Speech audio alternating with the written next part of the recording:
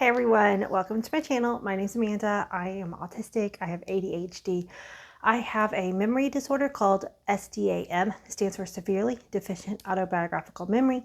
And I have total and complete aphantasia, which means I don't visualize in my mind or experience any of the senses in my mind's eye. So right before I started the camera, I was like floofing through my hair as one does. I'm like, wow, it's getting really big.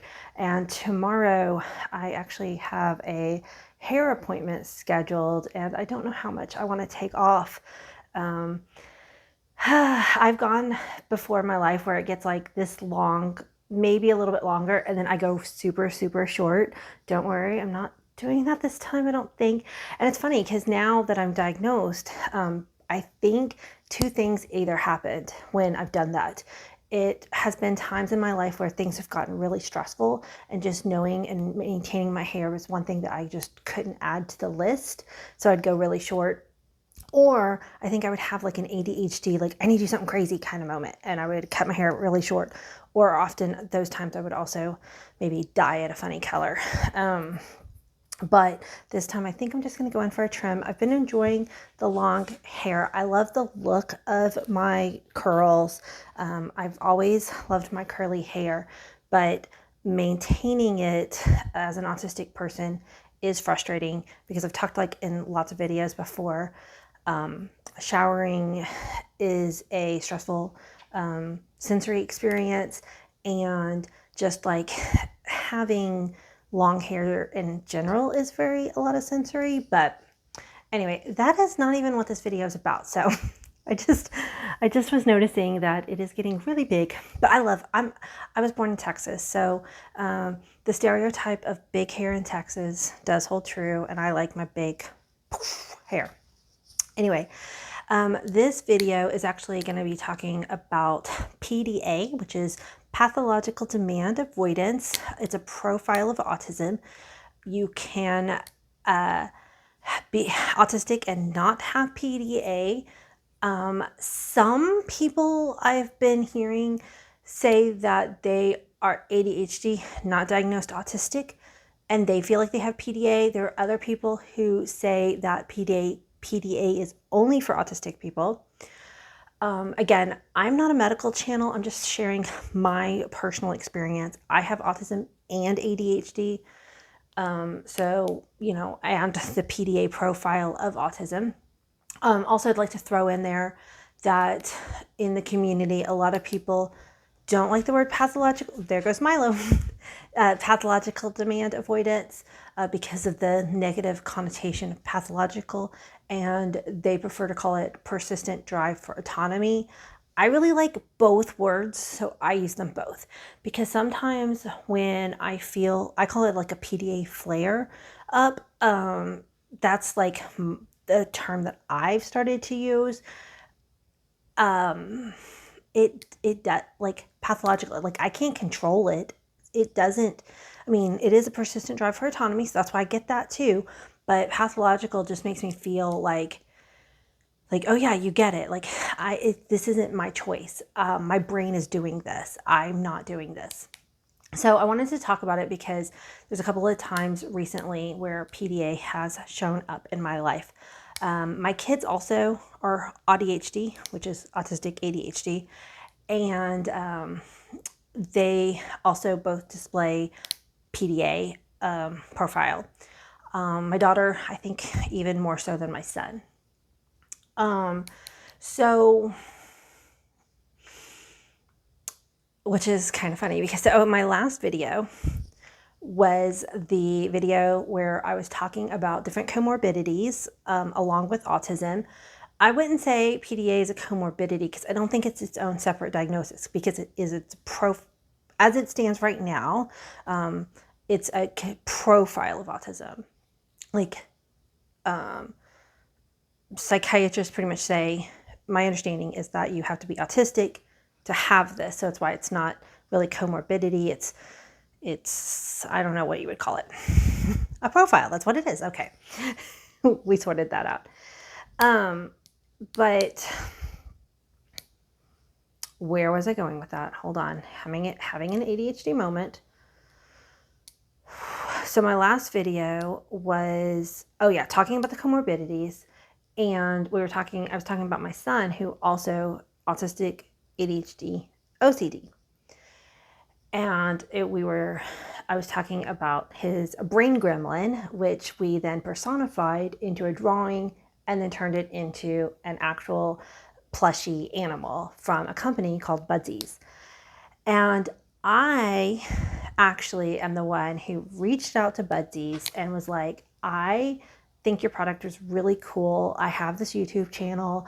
I was going to order this thing for my son anyway, but I was like, hey, would you be interested in gifting it to us? And I will give you a shout out on the channel because I think it is an important talking part, because a lot of people who follow me also have a comorbidity of having OCD with intrusive thoughts. So I'm the one who reached out to Budsies. They loved the idea. I love that the company was willing to work with a disabled content creator and support mental health initiatives. And my experience with working with Budsies has been super amazing. But pathological demand avoidance. Oh boy. So as soon as they said yes, my PDA was like, no, I should have just bought the thing. Like, why? And this is why I have had a hard time holding down employment in my entire life. Statistics that I've heard are that 85% of autistic people are unemployed.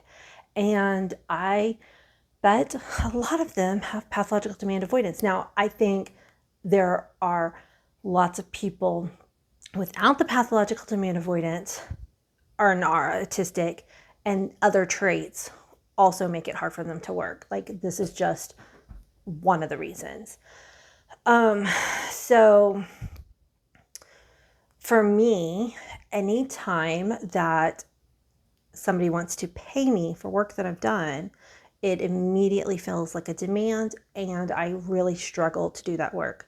So this weekend, I told the company Budsies that I would, and y'all, I'm just sharing with y'all because this is kind of like a behind the scenes of like a content creator doing a sponsorship video, but it applies because in a way, this channel has become sort of my job. Like, I've taken it on. It's grown so much in the last couple of months. I spend hours each day reading and responding to as many comments as I can. I absolutely love the community that we are creating here. I'm thinking of different ways that I can foster more community. I love how y'all comment on each other's threads, and everything that I've seen is supportive. I don't see all the comments that y'all comment back to each other just because I don't get notifications on everything. But this channel just really means a lot to me. Anyway, so as soon as I agreed to, or as soon as they said, yes, we would love to send your son one of our products, all of a sudden it was like, oh God, I can't do this anymore. Never mind.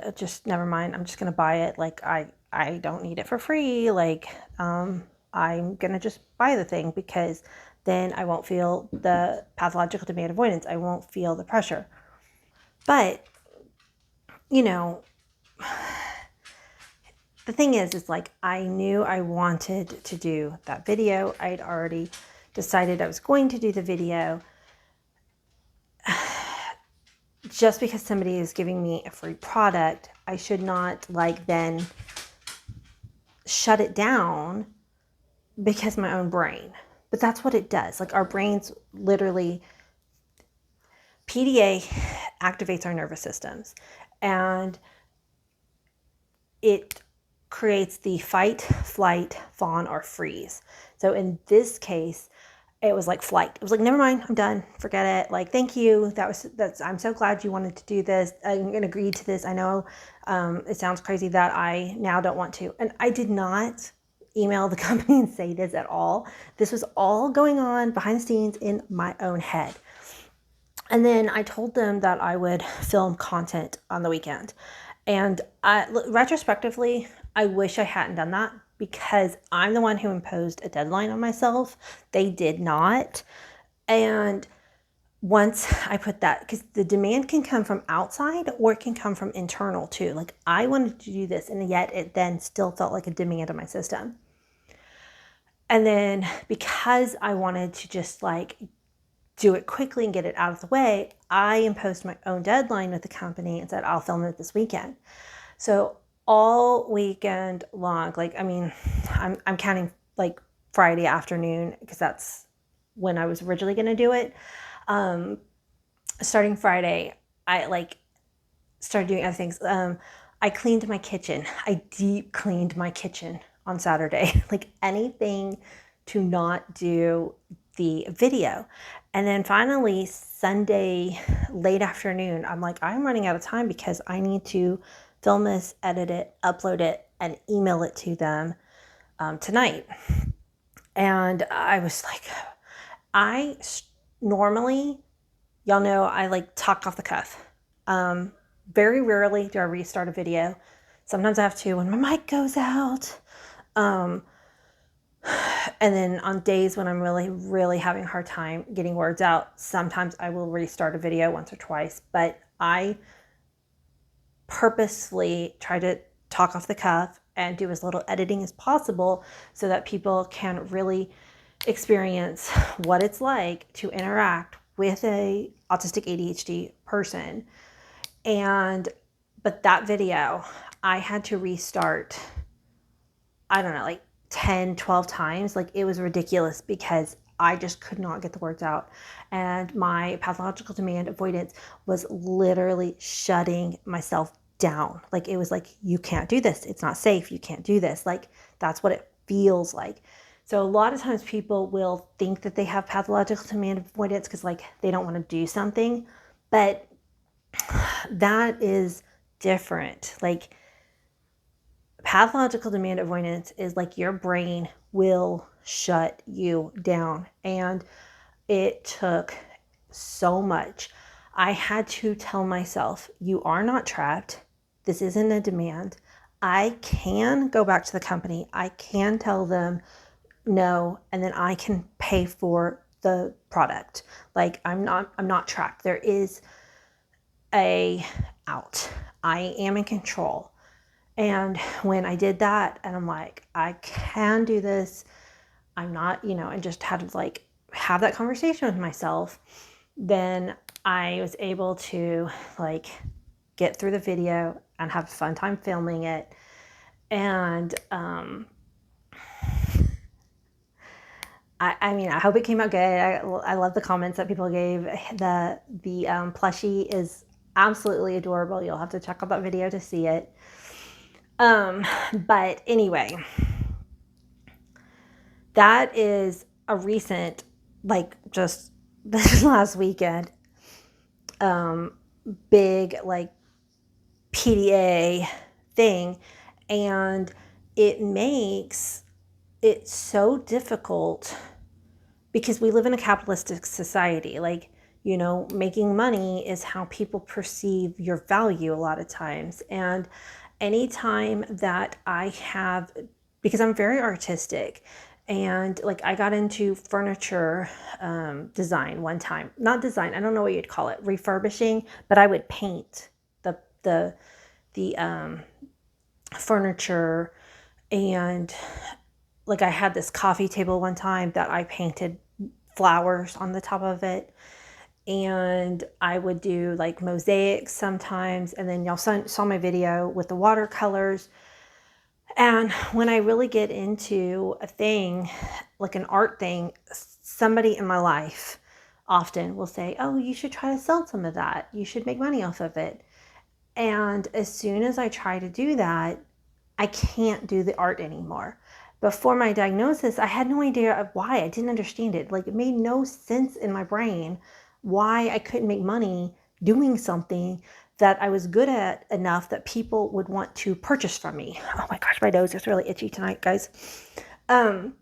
So it's like these things like this, like we can't tune them out. We're very aware of them all the time.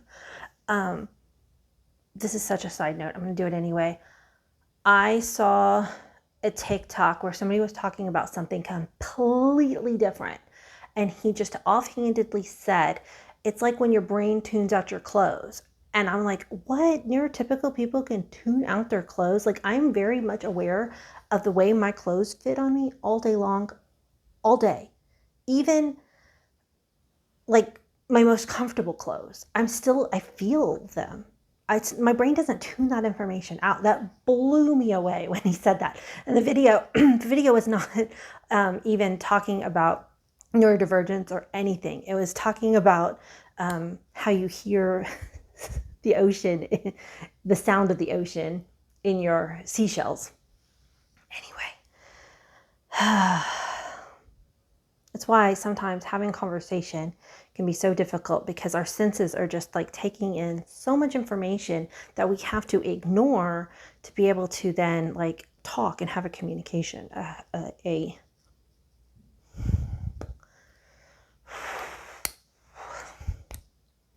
I'm getting really frustrated at myself. I'm right now, my brain is saying, okay, should I pause the video so that I get back on track and I don't go crazy too much on a tangent? But y'all know I don't like to pause my videos because I can't pause real life. And in real life, if I'm trying to have this conversation with somebody who is in the room with me, they just have to have patience with me while I try to sort out what my brain was trying to say. You know, obviously sometimes it's their turn to talk, but then that gets me even more off track. But, you know, that's conversation. But it can be why it's difficult to hold a conversation. Okay, I am going to pause out of respect for y'all's time, but because there was one more big important thing I wanted to say about PDA, and right now my brain can't capture it at all. Okay, whew, I'm like, oh God, please remember it.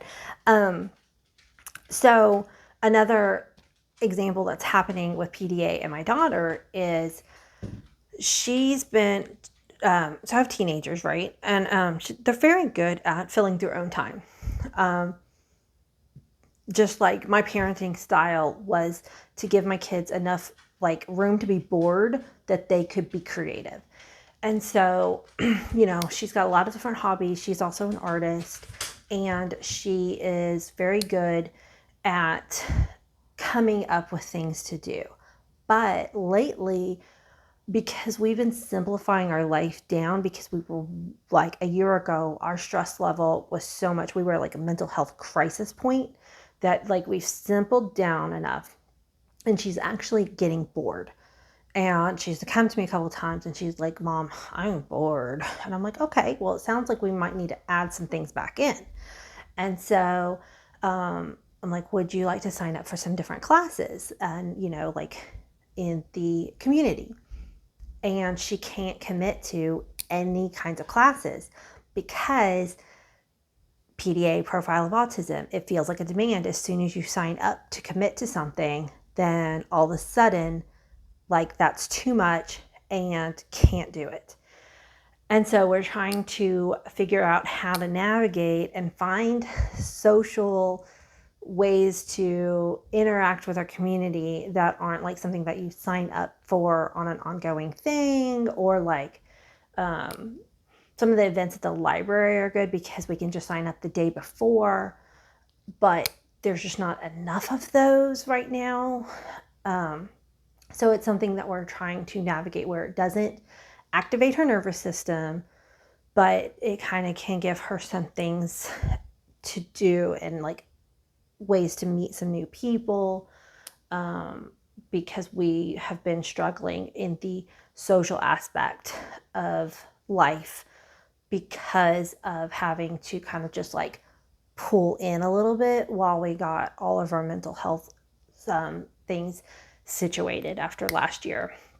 But anyway, so those are just a couple of examples of how PDA has been in my life the last couple of days. And when I have something kind of like buzzing around in my brain, I like to just sit down and chat with y'all about it. because I know many of y'all are going through the same sort of thing. So it's fun to talk about it down in the comments. So anyway, I'm going to wrap up this video and I'll see y'all on the next one. Thank you guys. Bye. My I love you wasn't very good that time.